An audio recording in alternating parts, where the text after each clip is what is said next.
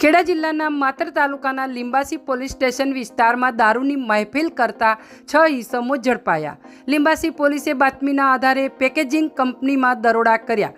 લીંબાસી પાસે રણાસર ગામ આવેલ છે, જ્યાં સમર્થ પેકેજિંગમાં દારૂની મહેફિલ માણતા 6 લોકો ઝડપાયા। ધોળકાના લોકો સમર્થ પેકેજિંગમાં દારૂની મહેફિલ મનાવવા બેઠા હતા। વિદેશી પાસ પરમિટ વગરનો દારૂ અને બિયરની મહેફિલ માણી રહ્યા હતા।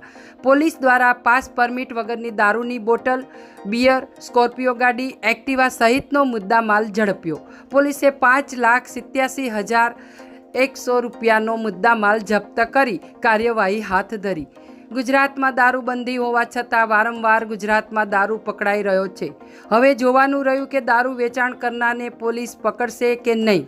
અહેવાલ સંજય ચુનારા, ખેડા, માતર।